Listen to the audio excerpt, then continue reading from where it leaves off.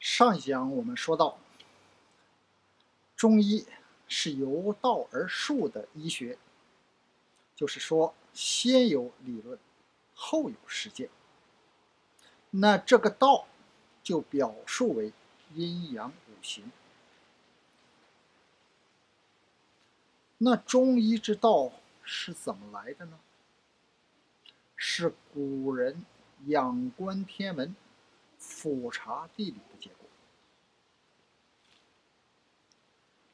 大约在1万年前左右，中华大地农耕时代开始。我们想一下，农耕需要什么？历法就是必然的。如果要知道历法，就必须知道天文，而且要经过计算，才能得到稳定的历法。在古代，种地是人命关天的事情，如果没有好的收成，那是要出人命的。所以，观天历法不是为了浪漫，而是生存的必要。那古人在观天的时候，发现这个宇宙不是乱转的，而是按照一定规律来运转的。那这个规律，古人就称之为道，而且用阴阳五行来表述。道就是古人眼中的真理。天地人是一个体系，大而无外，小而无内，大到天，小到人，完全都是同一个模式在运转。这就是古人人天相应的理念。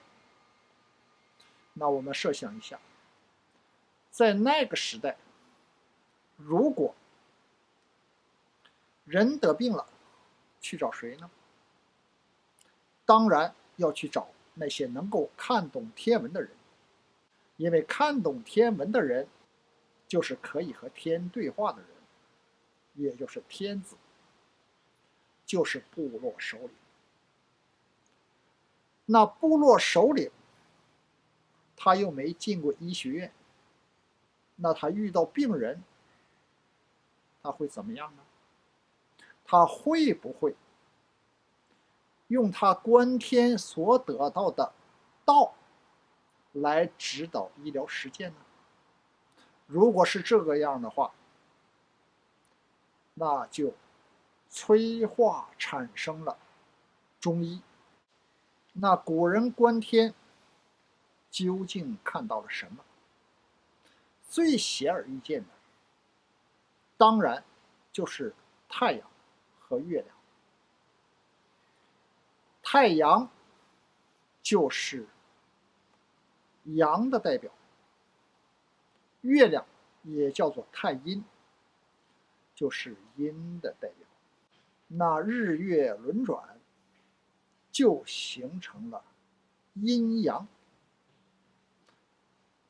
而且太阳系还有5大行星，称之为木火土金水这5星，而5星的节律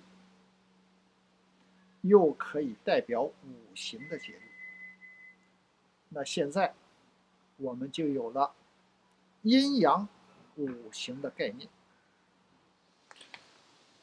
古人认为，整个宇宙就是由气所组成的，天有天气，地有地气，人有人气。天体的运转影响了天气下降的模式，天左旋，地右动，天气左旋下降，地气右旋上升。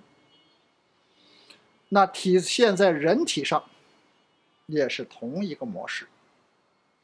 人体气从鼻子进入人体之后，也像天气一样左旋下降，然后在右旋上升，形成呼吸的代谢过程。天有阴阳五行，地也有阴阳五行。地的阴阳五行就表现为四季的变化，而四季的变化就是大地对天的应答。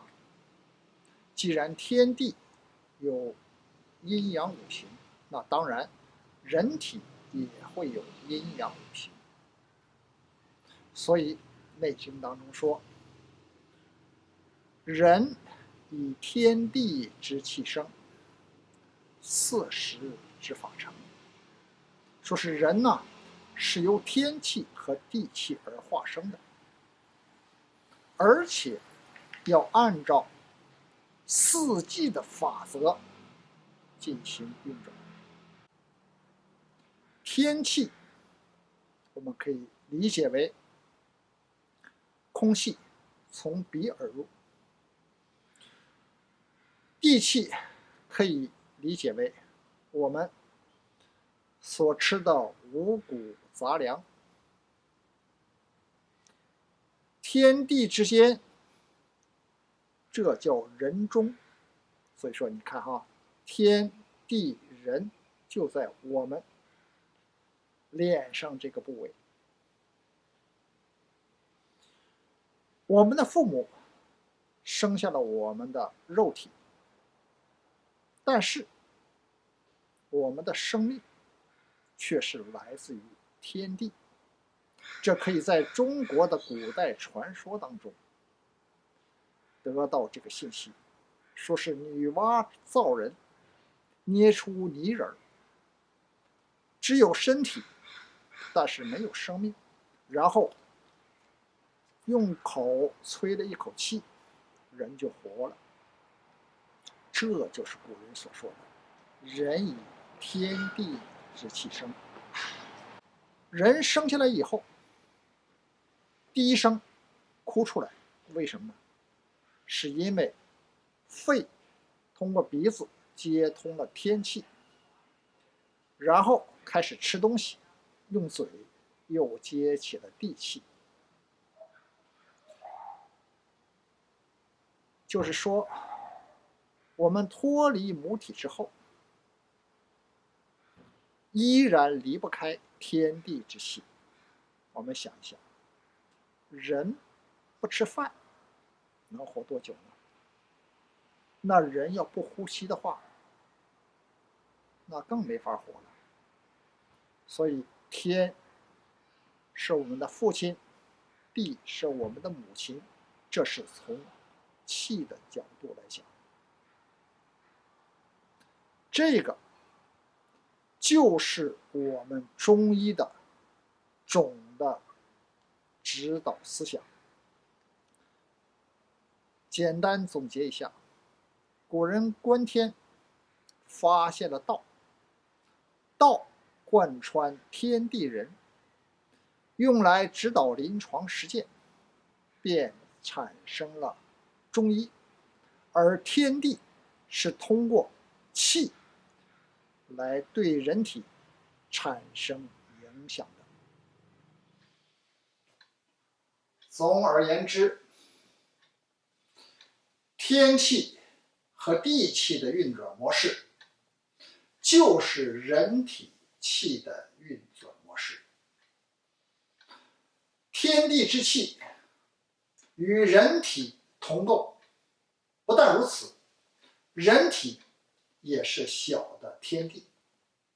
所以古人讲，人之体即天之体，天之气即人之气。